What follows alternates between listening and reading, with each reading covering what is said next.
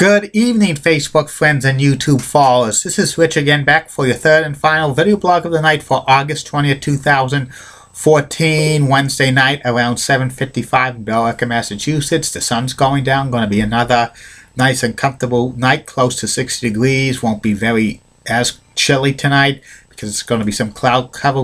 We might have some rain drops tomorrow. Mostly cloudy day with some sun. And it's only going to be about 70, 71 tomorrow. Some news to report. Good news for Pro Football Hall of Famer Jim Kelly. He had a checkup to see if there was any cancer that's remaining in his sinus, and he got a clean bill of health for that. There's no more cancer traces in his sinus. That's good. He's going to fight cancer tooth and nail. Cancer needs to be beaten 100%. So prayers to Jim Kelly to fight this deadly disease. He's going to beat it. I know he's going to beat it. My third and final video blog of the night is about the classic television game show Deal or No Deal. Deal or No Deal ran on NBC primetime for about 4 years, like 2005 to 2009. It was real popular. It spawned a syndicated version that lasted 2 years. A lot of excitement for Deal or No Deal, and it was a great game show based out of luck, and it was extremely popular, and it spawned a lot of games, DVD games and stuff like that. Deal or No Deal was based on a Dutch game show of the same name, and it made its NBC debut on December 19, 2005, hosted by actor-comedian Howie Mandell, and was produced by Scott St. John. And Deal or No Deal was played like this, one contestant at a time, and they had to pick boxes from 1 to 26 randomly, and all of the boxes were briefcases held by models that walked down, and Howie Mandel would always say at the beginning of the show, "Ladies, please," and all 26 ladies come down with the cases from 1 to 26. And some of the models were kind of famous, like I know model number 1, Claudia Jordan, was on The Price is Right as a model. I think number 13, Layla, was a contestant on a WWE Diva Search in 2005. And I think number 26, Lindsay, is married to Red Sox starting pitcher Clay Buchholz. So enough about that. Then the contestant picks any number, and the contestant picks any number, and they bring the number down, and that contestant plays for it. It could, from inside that case, could be from 1 penny to $1 million. And then the game was played like this. The first round, they had to pick any number, and 6 cases were removed, and after the 6 cases were removed, the banker had a deal.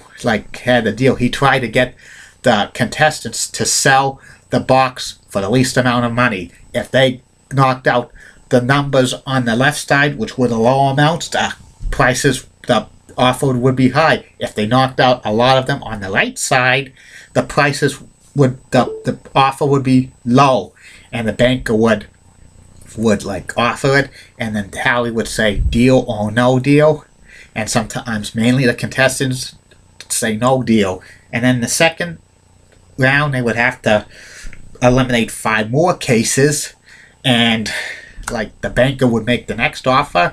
If they got it on the left side, the offer would be high. The right side, offer would be low. And around the second round, the contestant would have their family with them, and they introduced their family, and then they kind of said take the Deal or No Deal, and that was a little long segment, sometimes long segments, and then usually they take the no deal. And then the third round, it's the same thing, and the fourth one, but the third one, 4 boxes was removed, and then the same thing. Left side, they get eliminate. On the left side, offer goes up. Right side goes down. And then they open it up. Then the banker calls again for his next offer. And then they say Deal or No Deal.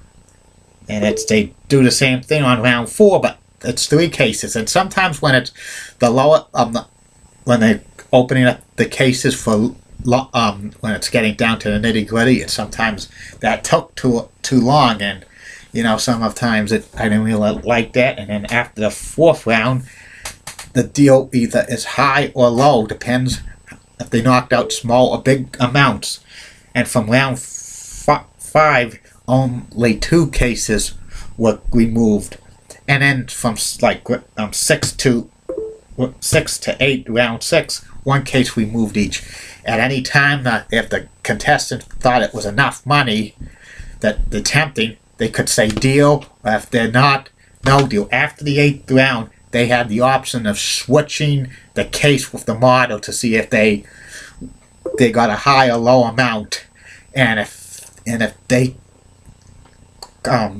switched the case, that was the case they had, and if they kept the cases, they kept the case they had.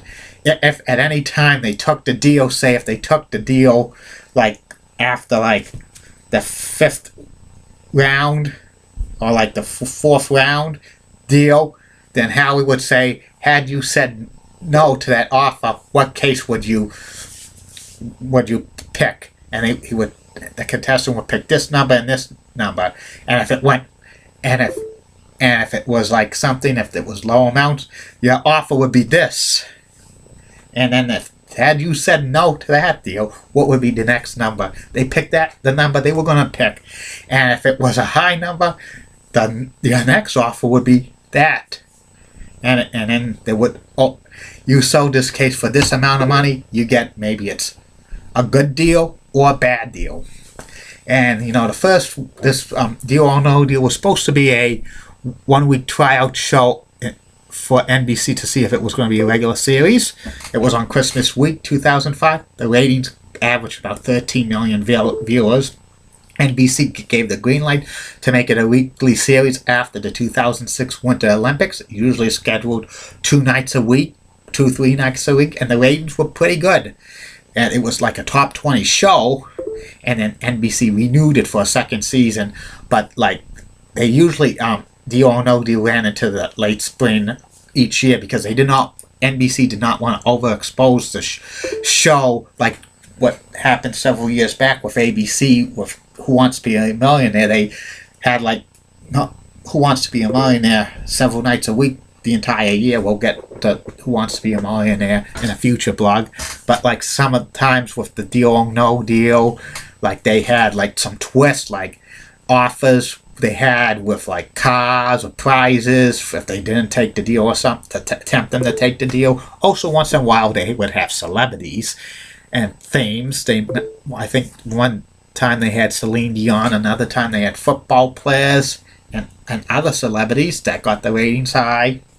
I think the 2nd and 3rd season, Deal or No Deal, the popularity was going down, but it still drew decent ratings, and they had more shenanigans with the families and stuff. And sometimes they would kind of increase the offers, have special episodes where chances of the players getting $1 million will go up. Maybe they had one time 4, 5, 6, 7, 8, 9 $1 million cases. I think one time they had 13 $1 million cases. They didn't hit it. And sometimes the people were holding on to $1 million several times, but they didn't they took the deal and they got it. And sometimes the shenanigans with the family and stuff sometimes overshadowed the gameplay, or that had good momentum for the player. I really didn't like the shenanigans they were doing. It was okay at first, but it was a hit game show, and you shouldn't have these shenanigans all the time with Deal or No Deal. By like the 4th season in 2008, Deal or No Deal's ratings were suffering because they had a syndicated version of Deal or No Deal, which was only a half hour, and then it was like it was like they didn't have them. They had 22 contestants, and it was played differently with the top prize amount was $500,000, and that took away like the popularity of Deal or No Deal. The fourth season was put on hiatus at the beginning of 2009. NBC burned the remaining episodes, and the last Deal or No Deal was shown on NBC May 18th, 2009, 4 years run. And then it was on syndication for 2 years, but the 340 episodes were produced for Deal or No Deal on syndication, but they got canceled because of the ratings went down. Reruns of Deal or No Deal started on CNBC during the series, and the ratings for the reruns of Deal or No Deal on CNBC were amazing. They were even higher than CNBC's original programming. CNBC ran Deal or No Deal reruns for about a couple of years until the primetime version of Deal or No Deal ended, and then all those reruns of the NBC version went on GSN in the summer of 2009, and they're periodically on and off the schedule. It's currently off the schedule, the NBC version of Deal or No Deal on GSN, but it probably will pop up in the syndicated versions now on GSN now, I think from 4 to 5 p.m. weekdays, and also 11 to 12 weekday mornings. And I get to see the game time to time, and I thought Deal or No Deal was a really popular, great game show. I think maybe one of the top 20 game shows of all time. Howie Mandell was a great host, and the gameplay was pretty good. I think Deal or No Deal would have could have lasted maybe another 2-3 years if they didn't have all these shenanigans that kind of hampered the game, because stuff like that. And it was good that they did not kind of overexpose the game show runs of going the entire year with Deal or No Deal. That probably could have killed Deal or No Deal maybe within a year or two, but a 4-year run for a game show on primetime was a healthy run. It had 199 episodes for NBC, even though they said it was over 230 episodes, but a lot of them were reruns. You gotta see that, and it just was probably this with Deal or No Deal. It's probably one of the best game shows produced in the 2000s, and who knows, maybe it will be revived one of these days on NBC or another network. But if it was revived on another network, I bet the top prize value will be lower than maybe 500,000, maybe 100,000. And Howie is good host, and I think he could host another game show in the near future. We'll wait and see about that. Well, that's about it for me. Good night, Facebook friends and YouTube followers. I'll be back tomorrow with at least 3 to 6 more video blogs. One video blog confirmed tomorrow, the top 10 players in San Jose Sharks history. And Friday is going to be the St. Louis Blues, and Saturday the Vancouver Canucks, and then the rest of the teams that haven't won Stanley Cup yet will be doing day by day. And coming next Thursday is my NFL preview blog, and it should be interesting. On October 1st will be my 2014-2015 NHL blog preview. It should be interesting. And good feedback on these blogs. Anything you want to be shouted out, private message me, Facebook friends and YouTube followers. And that's about it. Good night, Facebook friends and YouTube followers. See you tomorrow morning. Bye now.